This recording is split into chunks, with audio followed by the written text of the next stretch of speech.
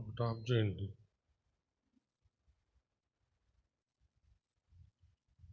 ఇరవై 28వ అధ్యాయం యెషయా గ్రంథము 28వ అధ్యాయము 1వ వచనం నుంచి 3వ వచనం వరకు మరలా మనం చదువుకుందాం.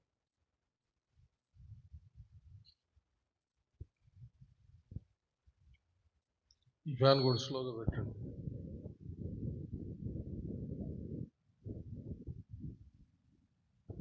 హల్లెలూయా. త్రాగుబోతులకు ఎఫ్రాయిమీయుల అతిశయ కిరీటమునకు శ్రమ, వాడిపోచున్న పుష్పము వంటి వారి సుందర భూషణమునకు శ్రమ, ద్రాక్షారసం వలన కూలిపోయిన వారి ఫలవంతమైన లోయ తల మీదనున్న కిరీటమునకు శ్రమ. ఆలకించుడి, బల పరాక్రమములు గలవాడొకడు ప్రభువుకున్నాడు. ప్రచండమైన వడగండ్లను, ప్రచండమైన జలముల ప్రవాహమును, ప్రచండమైన వరదయు కొట్టివేయినట్లు ఆయన తన బలము చేత పడద్రోయువాడు. త్రాగుబోతులకు ఎఫ్రాయిమీయుల అతిశయ కిరీటము కాళ్ళతో త్రొక్కబడును. ఫలవంతమైన లోయ తల మీదనున్న వాడిపో పుష్పం వంటి దాని సుందర భూషణము వసంతకాలము రాకమునుపు పండిన మొదటి అంజూరపు పండు వలె అగును. దాని కనుగొనువాడు దాన్ని చూడగానే వాని చేతిలో పడిన వెంటనే అది మృంగివేయబడును. దేవుడు తన పరిశుద్ధ వాక్యమును మన ఆత్మీయ మేళ నిమిత్తమై మన వెనుకల్లో దీవించునుగాక. ఆమేన్. దయచేసి అందరూ కూర్చోండి.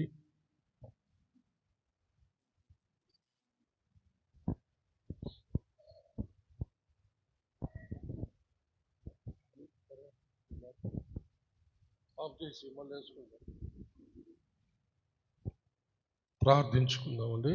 అందరు తలంచి కళ్ళు మూసుకునండి. మహాపరిశుద్ధుడు అయిన మా ప్రియ పరలోకపు తండ్రి, దయగలిగిన మా దేవా యెహోవా, మీకు వందనములు, స్తుతులు, స్తోత్రములు చెల్లిస్తున్నాము. మీ దీన దాసుడునైన నన్ను మీ సిలువ చాటున మరుగు చేసుకొని నాతోనూ మా అందరితోనూ మాట్లాడమని క్రీస్తు పేర వేడుకొంచున్నాము తండ్రి. ఆమేన్. హల్లెలూయా. దేవుడు పక్షపాతము లేని దేవుడు. చెప్పండి. పక్షపాతము లేనివాడు. రక్షించే విషయంలో ఎంత పక్షపాతం లేనివాడు, శిక్షించే విషయంలో కూడా, న్యాయ తీర్పు విధించి శిక్షించే విషయంలో కూడా ఆయన పక్షపాతము లేనివాడు. అర్థమైందా? అర్థమైన వాళ్ళు చేతి హల్లెలూయా చెప్పండి. జాగ్రత్తగా వినాలి. రక్షించడంలో పక్షపాతము లేనివాడు. అదే సమయంలో ఆయన శత్రువులను న్యాయ తీర్పు విధించి శిక్షించే విషయంలో కూడా పక్షపాతము లేనివాడు. పక్షపాతం అంటే అసలు అర్థమైంది, ఒకరినొకలాగున మరొకరినొకలాగున ప్రేమించడం, వాళ్ళ పట్ల ఆయా కార్యాలు చేయడం. ఇది అంటే కొంతమంది అయితే తన కడుపున పుట్టిన బిడ్డలను ఒక విధంగా చూడడం, వేరే వాళ్ళని మరొక విధంగా చూడడం. అలాగే సంఘములో భయంకరమైనటువంటి పక్షపాతం, ఒకరంటే ఒకరు సహించలేకపోవడం, ఒకరంటే ఒకరు లోబడకపోవడం, పేదలను ఒకలాగున అలాగే ఐశ్వర్యవంతుల్ని మరొకలాగున చూడడం. ఇవన్నీ పక్షపాత ధోరణి అన్నమాట. సంఘములో ఇవేవి ఉండకూడదని దేవుని యొక్క చిత్తం. హల్లెలూయా. ఇప్పుడు మనం చదివినటువంటి వాక్య భాగము గర్వించినటువంటి తన సొంత వారిని, తను ఏర్పరచుకున్నటువంటి వారిని. ఎవరిని? నా వైపు చూడండి. ఎవరిని ఏర్పరచుకున్నాడు దేవుడు? ఎవరిని ఏర్పరచుకున్నాడు దేవుడు? ఇజ్రాయేలుని ఏర్పరచుకున్నాడు. ఇక్కడ ఎఫ్రాయిము అని రాయబడినలా, అది ఒక ఎఫ్రాయిము తన గురించి, ఎఫ్రాయిం ఇంటి వారిని గురించి చెప్పిన మాట కాదు ఇది. ఇక్కడ ఎఫ్రాయిం అనే మాట ఇజ్రాయేలు అందరిని గురించి చెప్పిన మాట అన్నమాట. హల్లెలూయా. అంటే కొన్ని సందర్భాల్లో ఇజ్రాయేలీని ఎఫ్రాయిం అని పోల్చి మాట్లాడాడు, సియోను అని మాట్లాడిన సందర్భాలు ఉన్నాయి. కాబట్టి వీళ్ళు దేవునికి వ్యతిరేకంగా భయంకరంగా అన్యులతో కలిసి త్రాగుబోతులైపోయి భయంకరంగా గర్వించి దేవుణ్ణి పక్కన పెట్టి వాళ్ళే కిరీటాలు ఏర్పాటు చేసుకొని ఘనతలు ఏర్పాటు చేసుకొని భయంకరంగా ఉన్నారన్నమాట. అప్పుడు దేవుడు యెషయా ప్రవక్త ద్వారా ఈ విషయాలు తెలియజేశాడు అన్నమాట. చూడండి, త్రాగుబోతులకు ఎఫ్రాయిముల అతిశయ కిరీటమునకు శ్రమ. అంటే ఇజ్రాయేలుల అతిశయ కిరీటం ఏంటంటే వారి యొక్క దేశము, వారి యొక్క దేశము, వాళ్ళ రాజులు, అలాగే యెరూషలేములో కట్టబడిన యెరూషలేము దేవాలయం, ఇవన్నీ వారికి భూషణం, సౌందర్యం. అయితే ఏమంటున్నాడు దేవుడు? వాటన్నిటికీ శ్రమ రాబోతా ఉంది. వాటన్నిటికీ శ్రమ. ఎందుకంటే వాళ్ళు త్రాగుబోతులు అయిపోయారన్నమాట. వాడిపోచున్న పుష్పము వంటి వారి సుందర భూషణమునకు శ్రమ.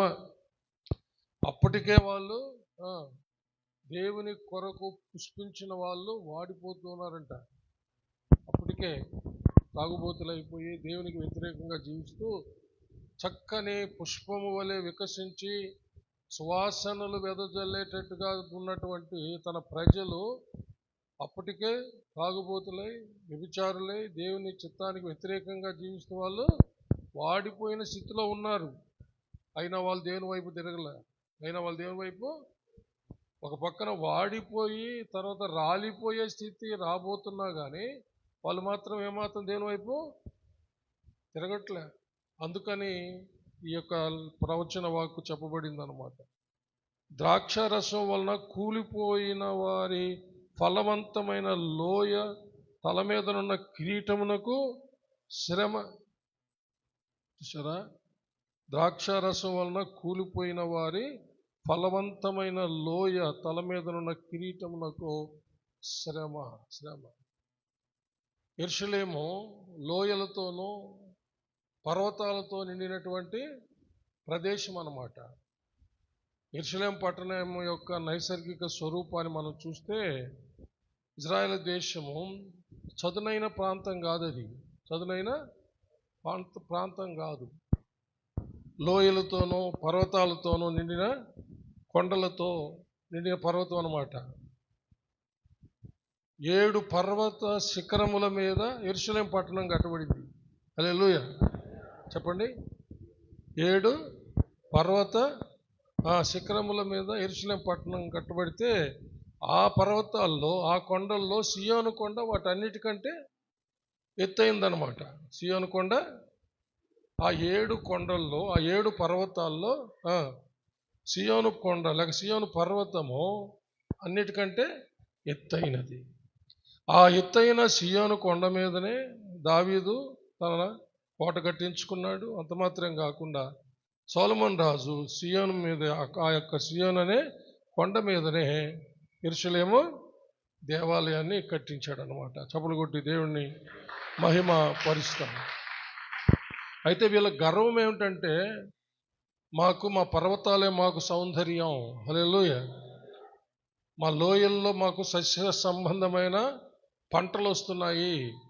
మా పర్వతాలు ఎంతో లెబానోను దేవదారు వృక్షములతో నిండిపోయిన సొగసు సౌందర్యం అంతా మా యొక్క పర్వతాల మీదే. హల్లెలూయా. మా లోయల్లో మాకు సస్యఫల సంపద లోయల్లో వస్తుంది. పర్వతాల మీద లెబానోను దేవదారు వృక్షాలు, వాటన్నిటిని చూసుకొని వాళ్ళు ఎంతో అతిశయించిపోయి గర్వించి తాగుబోతుల ఇష్ట ప్రకారం వాళ్ళు చేస్తున్నారు. ఏ మాత్రం వాళ్ళు వాడిపోతున్నప్పటికి కూడా వాళ్ళు దేవుని వైపు తిరగట్లేదు. ఈ మాట మీరు ఒకసారి ఆలోచించండి. అనేక మంది కూడా పతనం ఆరంభమైందని తెలిసి కూడా దేవుని దగ్గరికి రారండి. ఏంటి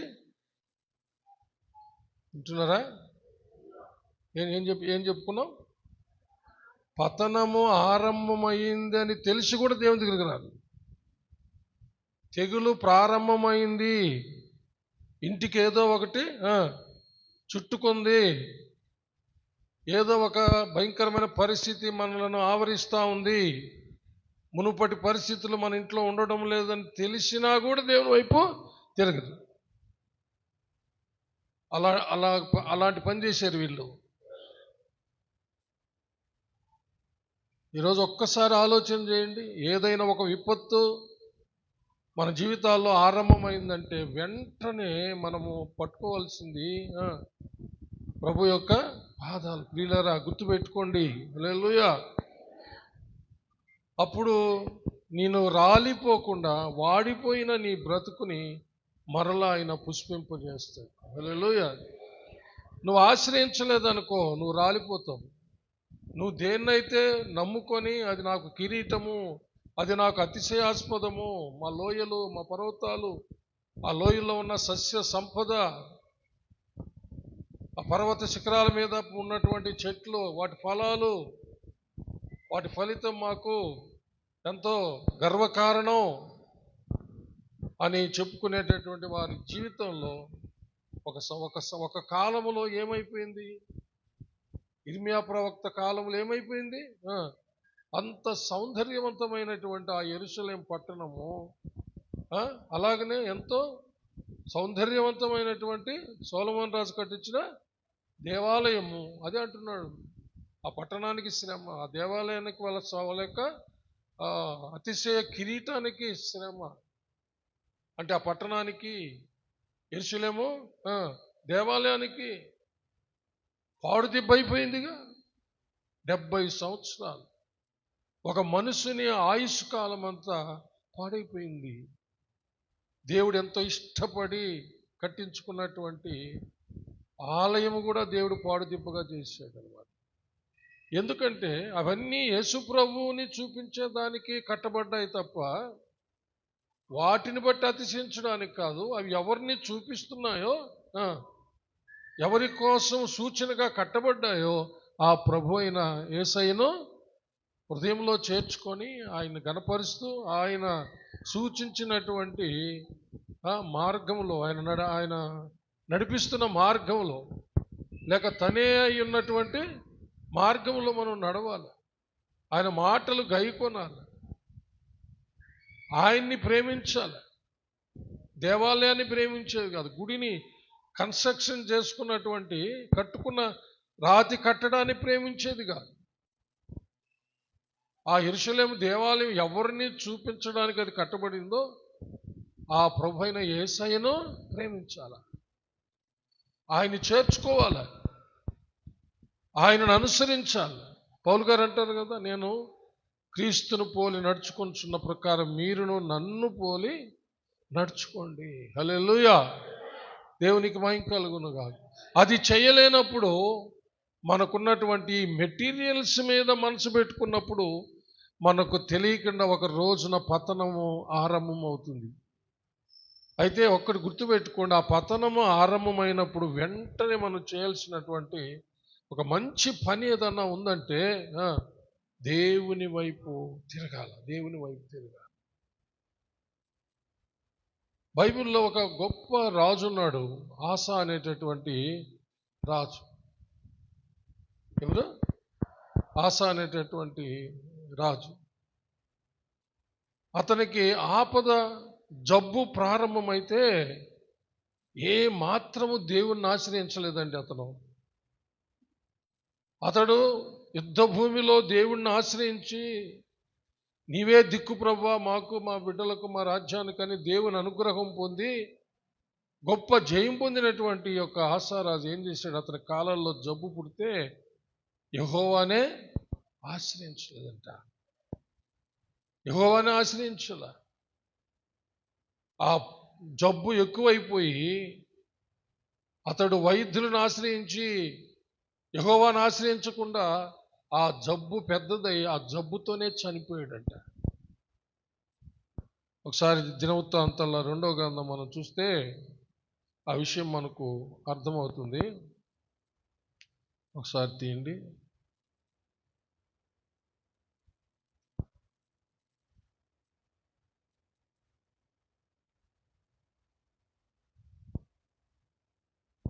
పద్నాలుగవ అధ్యాయము 11 నుంచి ముందు చదువుతాము. ఆస తన దేవుడైన యెహోవాకు మొరపెట్టి, యెహోవా తీశారా 370వ పేజీ, 370 పాత నిబంధన పుస్తకంలో. ఆస తన దేవుడైన యెహోవాకు మొరపెట్టి, యెహోవా విస్తారమైన సైన్యము చేతిలో ఓడిపోకుండా బలము లేని వారికి సహాయం చేయుటకు నీకన్నా ఎవరునూ లేరు. మా దేవా యెహోవా మాకు సహాయము చేయము, నిన్నే నమ్ముకొని ఉన్నాము. నీ నామమును బట్టి ఈ సైన్యమును ఎదిరించుటకు బయలుదేరి ఉన్నాము. యెహోవా నీవే మా దేవుడవు, నరమాత్రులను నీ పైన జయమొందనీయకుమని ప్రార్థింపగా, యెహోవా ఆ కూషీయులను ఆస ఎదుటను యోదావారి ఎదుటను నిలవనీయక వారిని ముత్తినందున వారు పారిపోయిరి. ఆసాయును అతనితో కూడానున్న వారును గెరారు వరకు వారిని తరుముగా కూషీయులు మరలా పంక్తులు తీర్చలేక యెహోవా భయము చేతను ఆయన సైన్యపు భయము చేతను పారిపోయిరి. యోదావారు విశేషమైన కొల్ల సొమ్ము పట్టుకొనిరి. చప్పలు కొట్టి దేవుని మహింపేద్దాం. హల్లెలూయా. వేవేల మంది సైన్యంతో వచ్చాడు ఆ శత్రువు. వేవేలంటే 10 లక్షలు. ఆసారాజు దగ్గర ఉన్నటువంటి సైన్యం బహు కొద్దిది. అయ్యో, ఈ సైన్యాన్ని మేము ఎలా జయించగలం? నీ సహాయం కోరి ప్రార్థన చేస్తున్నాం అన్నప్పుడు దేవుడు ఆసాకున్నటువంటి ఆ కొద్ది మంది సైన్యంతోనే గొప్ప చెప్పండి విజయాన్ని కలుగు చేశాడు. హల్లెలూయా. అంత గొప్ప ప్రార్థన చేసి అంత గొప్ప ఘనమైన విజయాన్ని పొందుకున్నటువంటి తను చివరి దశలో దేవుణ్ణి ఆశ్రయించక చాలా ఘోరాతి ఘోరంగా అతడు చనిపోయినట్టుగా మనము చూస్తాం. హల్లెలూయా. 16వ అధ్యాయము 9వ వచనం నుంచి, తన ఎడల యథార్థ హృదయము గల వారిని బలపరచుటకై యెహోవా కనుదృష్టి లోకమందంతట సంచారము చేయుచున్నది. ఈ విషయమందు నీవు మతి తప్పి ప్రవర్తించితివి గనుక ఇది మొదలుకొని నీకు యుద్ధములే కలుగును. ఆ దీర్ఘదర్శట్లు ప్రకటించినందుకు ఆస అతని మీద కోపగించి రౌద్రము చూపి అతనిని బందీ గృహములో వేశాను. ఇదియోగాక ఆ సమయమందే ఆస జనులలో కొందరిని బాధపరిచెను. ఆస చేసిన కార్యములన్నిటిని గూర్చి యోధా ఇశ్రాయేలు రాజుల గ్రంథమందు వ్రాయబడి ఉన్నది. ఆస తన ఏలుబడి ఎందు 39వ సంవత్సరమున పాదములలో జబ్బు పుట్టి తాను బహు బాధపడినను దాని విషయంలో అతడు యెహోవా యొద్ద విచారణ చేయక వైద్యులను పట్టుకునేను.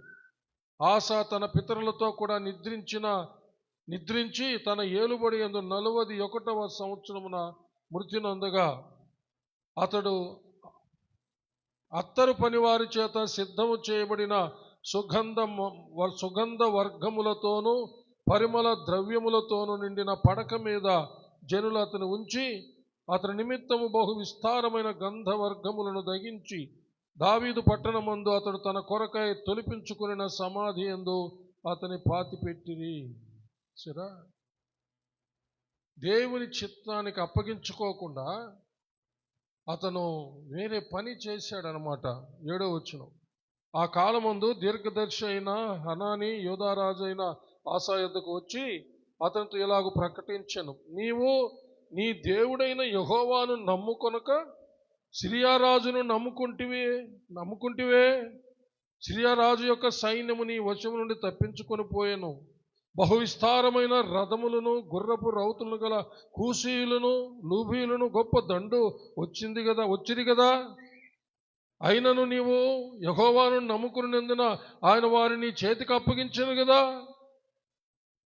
మరి ఇప్పుడెందుకు యెహోవాని నమ్మకుండా, యెహోవాను ఆశ్రయించకుండా ఆ సిరియనులతో పోయి సంధి చేసుకున్నావే? నీ దేవుడిని యెహోవాను నమ్ముకున్నంత గొప్ప ఘన విజయాన్ని పొందిన నీవు ఇప్పుడు సిరియనులను ఆశ్రయిస్తావా? దేవుడు తన కొరకు యథార్థవంతులను చూసుకుంటూ ఉన్నాడు. ఆయన కన్నులు లోకమంతా సంచరిస్తున్నాయంట. దేవుడు తన ఎడల యథార్థవంతులను ఎతుకుతూ ఉన్నాడంట. నువ్వు ఇలాగ యథార్థత విడిచిపెట్టావే అని ప్రవక్త ద్వారా, దీర్ఘదర్శి ద్వారా హెచ్చరిక చేస్తే రాజు కోప్పడి ఆ యొక్క ప్రవక్తను బందీ గృహంలో వేశాడు, చెరసాల్లో వేశాడు. చాలామందికి తెలియదు, దైవజనుల మీద కోపపడి అనేక విధాలుగా మాట్లాడుతూ ఉంటారు కొంతమంది. వాళ్ళకి చాలా ఇబ్బంది కలిగజేస్తూ ఉంటారు. అయితే వాళ్ళ జీవితంలో దేవుని యొక్క లేఖనాల ప్రకారం అభిషేకించబడినటువంటి దైవజనులు ముట్టకూడదని ఒక ఆజ్ఞ ఉంది ధర్మశాస్త్రంలో. చప్పలు కొట్టి దేవుడిని మహింపరుస్తాం. హల్లెలూయా. వాళ్ళను వ్యతిరేకంగా వాళ్ళ మీద మాట్లాడకూడదని రాయబడింది. చాలామందికి తెలియదు. తెలియకపోతే క్షమించబడతారు, తెలిసి చేస్తే మాత్రము తప్పనిసరిగా శిక్ష వస్తుందన్నమాట. ఇక్కడ రాజు ప్రవక్త ద్వారా దేవుడు చెప్పించినప్పటికీ అతడు ప్రవక్త ద్వారా దేవుడిచ్చిన మాటను మన్నించకుండా ఆ ప్రవక్తను ఏం చేశాడు? బందీ గృహంలో చెరసాల్లో వేయించాడు. అది ఒక భయంకరమైన పొరపాటు. తర్వాత పాదాల్లో జబ్బు పుట్టింది.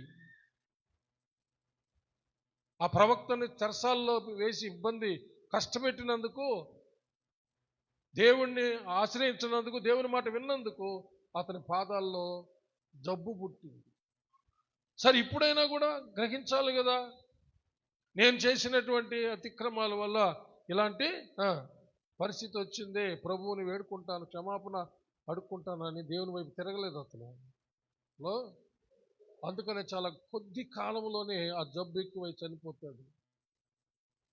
సాక్ష్యాన్ని పోగొట్టుకున్నాడు. ఎన్ని సుగంధ ద్రవ్యాలు తెచ్చి, చంద్రమానులు తెచ్చి రోడ్లంతా ఊరేగించేటప్పుడు మంచి మంచి వాసనలు ఎదజల్లితే ఏం ప్రయోజనం? సాక్ష్యమే చెడిపోయినాయి. వాళ్ళు ఏం చేశారో చూడు. ఆయన చనిపోతే ఆస తన పితరులతో కూడా నిద్రించి తన ఏలుబడి యందు 41వ సంవత్సరమున మృతి నొందగా అత్తరు పని వారి చేత సిద్ధము చేయబడిన సుగంధ వర్గములతోనూ పరిమళ ద్రవ్యములతోనూ నిండిన పడక మీద జనులు అతను ఉంచి అతని నిమిత్తం బహు విస్తారమైన గంధ వర్గములను దహించారంట. ఏం ప్రయోజనం? ఇంత సుగంధ ద్రవ్యాలను ఖర్చు పెట్టారు, ఇంత బాగా చేశారు ఆ సమాధానం, ఏం ప్రయోజనం?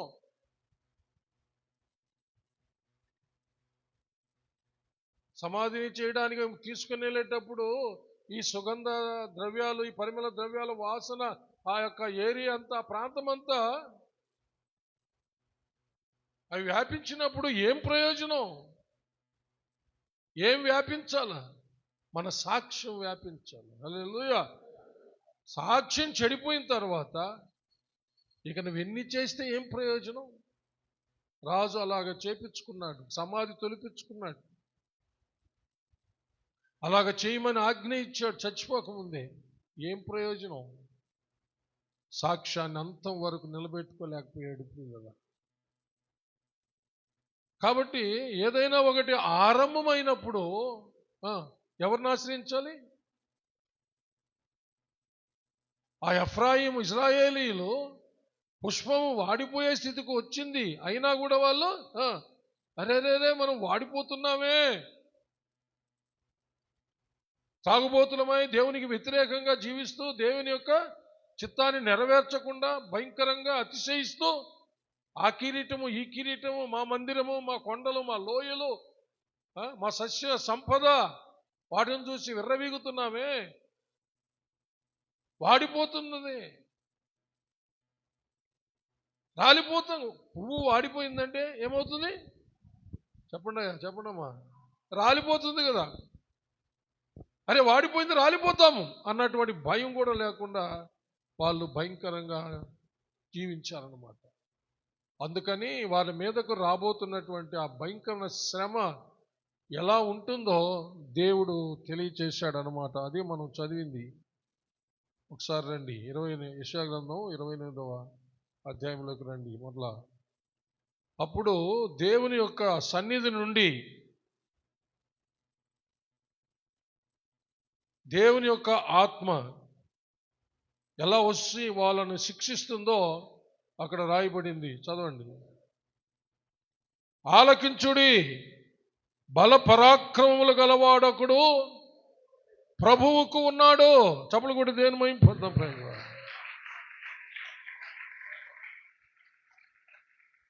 విర్రవీగుతున్నారా? దేవుడు చేతగాని వాడు అనుకుంటున్నారా? దేవుని దగ్గర బల పరాక్రమములు కలిగిన వాడు ఒక్కడున్నాడు. హల్లెలూయా. అతను ఎలాంటి వాడంటే ప్రచండమైన వడగండ్లను, ప్రచండమైన జలముల ప్రవాహమును, ప్రచండమైన వరదయు కొట్టివేయినట్లు ఆయన తన బలము చేత పడద్రోయువాడు. హల్లెలూయా.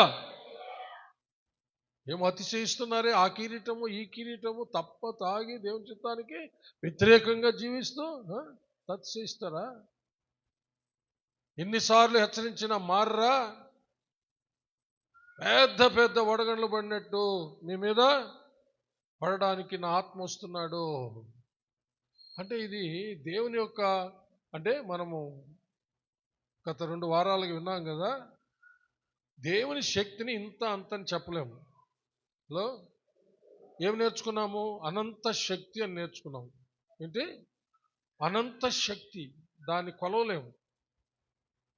అలాగనే జ్ఞాన విషయంలో కూడా అనంత జ్ఞాని, కాబట్టి ఆ జ్ఞానాన్ని కూడా కొలవలేము. ఇంకా నేర్చుకున్నాం మనం, మానవ హృదయాల్లో దేవుడు జ్ఞానం ఉంచాడు కానీ అంతా తెలుసుకోవడానికి అది సరిపోదని కూడా నేర్చుకున్నాం. ప్రసంగి 3వ అధ్యాయంలో కదా. వినండి, అల్లలో వినండి. అయిపోయింది అది, 2 వారాలు మాట్లాడుకున్నాం. అయితే అక్కడక్కడ మనం బైబిల్లో కొన్ని సందర్భాలు ఆయన ఉనికి, హల్లెలూయా, ఆయా సందర్భాల్లో ఆయన ఎలా అక్కడ సంచరిస్తాడు, శత్రువులను శిక్షించడానికి ఏ విధంగా ఆయన వస్తాడు, ఆయన బిడ్డలను రక్షించడానికి ఏ విధంగా వస్తాడు. హల్లెలూయా. శత్రువులను శిక్షించడానికి, ఆయన శిష్యుల్ని రక్షించటానికి, ఒకవేళ ఆయన శిష్యులే, ఆయన ఏర్పరచుకున్న వాళ్ళే శత్రువులైపోతే తనకు పక్షపాతం లేని దేవుడు వారి మీద కూడా పక్షపాతం లేకుండా లోకంలో ఉన్న శత్రువుల మీదకి ఎలా వెళ్ళాడు, అదేవిధంగా తను ఏర్పరచుకున్న వారి మీద కూడా ఆయన అదే విధంగా వచ్చి పక్షపాతము లేని దేవుడు శిక్షించే విషయంలో, అలాగే ప్రేమించే విషయంలో, హల్లెలూయా, ధారాళంగా ఇచ్చే విషయంలో చప్పలు కొట్టి దేవుణ్ణి మహింపండి. అయితే ప్రియులారా, ఇది శిక్షించే విషయం, ఇది వాళ్ళని ఆ కిరీటాలు పడగొట్టే విషయం, ధ్వంసం చేసే విషయం, అనగదొక్కే విషయం. అదే కింద రాయబడింది చూడండి. తాగుబోతులకు 3వ వచనం, తాగుబోతులకు ఎఫ్రాయిముల అతిశయ కిరీటము కాళ్ళతో తొక్కబడును, ఫలవంతమైన లోయ తల మీదనున్న వాడిపోవు పుష్పం వంటి దాని సుందర భూషణము వసంతకాలం రాక మునుపు పండిన మొదటి అంజూర పండు వలె అగును. దాని కనుగొను వాడు దాన్ని చూడగానే అది వాని చేతిలో పడిన వెంటనే అది మృంగివేయబడి ఇంకా ఉండదు, ఆ ఫలము కూడా ఉండదు అన్నమాట. అలాంటి భయంకరమైనటువంటి శిక్ష, శ్రమ దానికి రాబోతుందని ప్రకటన చేశాడు అన్నమాట. కాబట్టి మన జీవితాల్లో మనం అందరం కూడా దేవుని చేత ఏర్పరచబడినటువంటి వాళ్ళం, లోకంలో నుంచి వేరు చేయబడినటువంటి వాళ్ళం. ఒకవేళ మనం అతిశయిస్తే, హల్లెలూయా, మన ప్రభు అయిన యేసు క్రీస్తును దేవుడుగా కలిగి ఉన్నందుకు, రక్షకుడుగా కలిగి ఉన్నందుకు, ప్రభువుగా కలిగి ఉన్నందుకు, హల్లెలూయా, ఒక మంచి స్నేహితుడుగా కలిగి ఉన్నందుకు మన అతిశయం. అంతేగాని ఇంక దేన్ని బట్టి కూడా మనం అతిశయించకూడదు. ఒకవేళ మనము మన ప్రభువును బట్టి కాక ఇంకా ఈ ఎఫ్రాయిము అని చెప్పబడిన ఇశ్రాయేలీలు గర్వించి వాళ్ళు తమను తాము హెచ్చించుకొని దేవుని చిత్తానికి వ్యతిరేకంగా తాగుబోతులై భయంకరంగా గర్వించిన వారికి పడిన గతి పడుతుందన్నమాట. అయితే దేవుడు చాలా ప్రేమగల దేవుడు, దీర్ఘ శాంతుడైన, హల్లెలూయా, ఎంతో సమయాన్ని ఇస్తాడు అన్నమాట ఆయన. ఎందుకంటే తన బిడ్డలు కానీ అన్యులు కానీ ఈ లోకంలో ఎవరే కానీ దుర్మార్గుడు చనిపోవటానికో ఇష్టం లేదు. గత వారం కూడా జ్ఞాపకం చేసుకున్నాం. దుష్టుడు మరణమునందుట చేత నాకేమైనా సంతోషం కలుగునా? చదువుతారా వెంటనే యెహెజ్కేలు గ్రంథము 18వ అధ్యాయము 23వ వచనాన్ని. దుష్టుడు మరణమునందుట చేత నాకేమాత్రమే సంతోషం కలుగునా? వారు తమ ప్రవర్తనను దిద్దుకొని బ్రతుకుటయే నాకు సంతోషము. చప్పలు కూడా దేనిమై పర్సన్ ప్రైజ్ గాడ్ జీసస్. వాళ్ళ ప్రవర్తన దిద్దుకొని బ్రతకడమే నా చిత్తం, నా సంతోషం. అందుకని వారి కోసం ఆయన దీర్ఘశాంతం వహిస్తున్నాడు. ఇప్పుడు కూడా ఆయన త్వరగా రాలేదు అని అంటే వాకిట్లోనే ఉన్నాడంట, గుమ్మము దగ్గర నిలబడుకున్నాడంట. తండ్రి ఎప్పుడు సెలవిస్తే అప్పుడు వచ్చేయడానికి, కానీ రావడం లే, తండ్రి పర్మిషన్ ఇవ్వడం లే. ఎందుకంటే అందరూ అంతటా మారు మనసు పొందాలని ఆయన రాకడను దూరం చేసుకుంటా ఉన్నాడు. ఆయన ప్రేమ అంత గొప్పది. అలాగే 32వ వచనం కూడా చదవండి, అదే అధ్యాయంలో 32వ వచనం. మరణమునందువాడు మరణమునందుటను బట్టి నేను సంతోషించువాడను కాను. కావున మీరు మనసు తిప్పుకోండి, మారు మనసు పొందండి, మనసు తిప్పుకోండి, మీరు బ్రతుకుతారు. మరణమునందు వాడు మరణించుటను బట్టి నేను సంతోషించేవాడిని అనుకుంటున్నారా? ఎవ్వరు మరణించడం నాకు ఇష్టము లేదు. మనస్సు తిప్పుకోండి, దేవుని వైపు తిరగండి, నా వైపు తిరగండి, మిమ్మల్ని నేను క్షమిస్తా, మిమ్మల్ని నేను బ్రతికిస్తా. హల్లెలూయా. ఆనాడు చెప్పింది అదే, ఈనాడు కూడా చేతులు చాచి పిలుస్తున్నది అదే. 2020 సంవత్సరాల క్రితం శరీరధారే వచ్చినప్పుడు పిలుస్తున్నది అదే, ఇప్పుడు ఆత్మస్వరూపిగా మనలో ఉండి పిలుస్తున్నది అదే.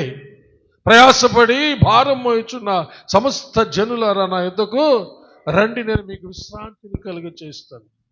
పాపం అనే బరువైన కాడి, పాపంలో జీతమైన మరణం అనే బరువైన కాడి, అప్పులు, రుణాలు, వ్యాధులు, సమస్యలు, శోధనలు, ఎన్నెన్ని భారాలు, ఆఖరికి సాతాను అనేటువంటి భయంకరమైనటువంటి కాడి మన మీద ఎంతో భయంకరమైన పరిస్థితుల్లో కట్టబడి పడగొట్టబడి ఉంటే ప్రభు వచ్చి మనలను విడుదల చేసి మనలను స్వతంత్రులను చేశాడు. హల్లెలూయా. ఆ భారాలన్నీ తీసేసి మనలను వాటన్నిటి బరువుకి పడిపోయి లేవలేని స్థితిలో ఉన్న మనలను ఆయన విడుదల చేసి చక్కగా నిలబెట్టాడండి. చప్పలు కొట్టి దేని మైండ్ ఎంత ఫ్రీ అయిపోయి ఉంటాము ఆలోచించండి. ఇప్పుడు భయంకరమైన బరువు చేత ఒక దగ్గర పడిపోయి ఉన్నాడు అనుకోండి, సాధారణంగా ఆ దారిని ఒకటి వెళ్తుంటే ఆ బరువు మొయ్యలేక వాడు పడిపోయాడు అని చెప్పి ఆ పడిపోయిన వాడి మెడ మీదో లేక తల మీద వీపు మీద ఉన్నటువంటి ఆ బరువుని తీసాడనుకో, వాడు ఎంత హ్యాపీగా లేచి నిలబడతాడు. అలాగే చేశాడు మన ప్రభు. పాప భారం అంతా ఆయన తీసుకున్నాడు, మనకు విడుదల దయచేశాడు. హల్లెలూయా. కాబట్టి పక్షపాతము లేని దేవుడు, ప్రేమించటంలో పక్షపాతం లేదు, శిక్షించటంలో కూడా పక్షపాతం లేదు.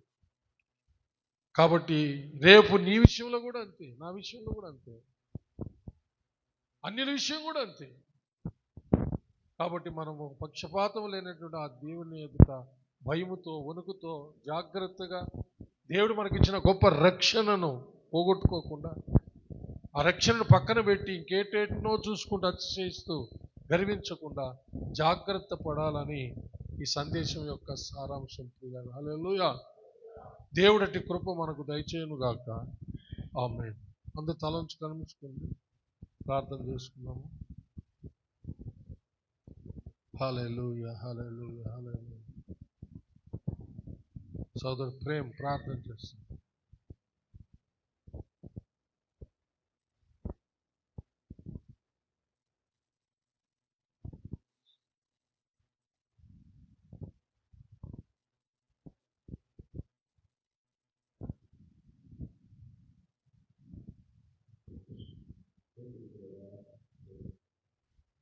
పరిశుద్ధుడా, మహోన్నతుడా, మీకు స్తోత్రం. అయ్యా మీకు వందనాలు తండ్రి. మీరు ఇచ్చిన ఆయన ఉపదేశాన్ని బట్టి, వాక్యాన్ని బట్టి స్తోత్రం. మేము ప్రభా నాయన మీలో ప్రభా జాగ్రత్త కలిగి జీవించడానికి సహాయం చేయండి. మా తండ్రి, మీరు మా పట్ల చూపుతున్న నాయన కృపను బట్టి, మీరు మాకు ఇచ్చిన రక్షణ బట్టి నా తండ్రి, మేము ఎల్లప్పుడూ ప్రభా ధీరులుగా జీవించడానికి సహాయం చేయండి. ఏ విషయంలో ప్రభా మేము అతిశయపడుకుంటాం నా తండ్రి. ప్రభా ఈ లోకంలో ఉన్న దాన్ని బట్టి నన్ను అతిశయపడి మేము గర్వించుకుంటాను నా తండ్రి. ప్రభా మిమ్మల్ని ఆశ్రయించిన వారుగా మీ వైపు తిరిగిన వారుగా నా తండ్రి మేము ప్రభా జీవించడానికి సహాయం చేయమని ప్రార్థన చేస్తున్నాం.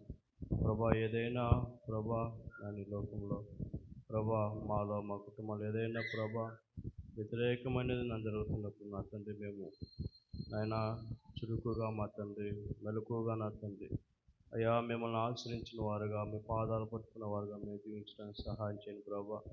మీరు మా తండ్రి ప్రతి దాంట్లోంచి విడుదల కలిగించి మీలో ప్రభా మమ్మల్ని బలపరిచి స్థిరపరిచి గొప్ప దేవుడు ఉన్నారు తండ్రి. దేవా మీకు వందనాలు నా తండ్రి. మమ్మల్ని మేము మీకు ప్రతిష్ఠించుకొని ప్రతి విషయంలో మిమ్మల్ని ఆశ్రయించిన వారుగానే మేము జీవించడానికి సహాయం చేయండి ప్రభా. ఆశారాజు ప్రభా, ఎప్పుడైతే మీ వైపు తిరిగి మిమ్మల్ని వేడుకున్నారు, మీరు గొప్ప విజయాలు కలుగు చేశారు ప్రభా. ఆ విజయాలే మేము పొందడానికి, ఆ విజయవంతమైన జీవితాలు మేము జీవించడానికి సహాయం చేయండి. కానీ ప్రభా అతనికి కలిగిన రోగాన్ని బట్టి ప్రభా మిమ్మల్ని ఆశ్రయించలేకపోయాడు భయంకరమైన పరిస్థితి ప్రభా. అలాంటి పరిస్థితుల్లో మేము జీవించుకుంటా ప్రభా. మేము ప్రతి విషయంలో మీ వైపు తిరిగిన వారుగా, మిమ్మల్ని ఆశ్రయించిన వారుగా మా తండ్రి, మీరు ఇచ్చే గొప్ప దీవెనకరమైన జీవితాలు మేము జీవించడానికి మీ కృప మాకు దయచేయమని, వాక్యానుసారంగా జీవించే కృప మాకు దయచేయమని యేసయ్య నామములో ప్రార్థన చేస్తున్నాం తండ్రి. ఆమేన్. హల్లెలూయా. దయచేసి కూర్చోండి. ఈ సమయంలో మరి రాకేష్ త్వరగా దిగు.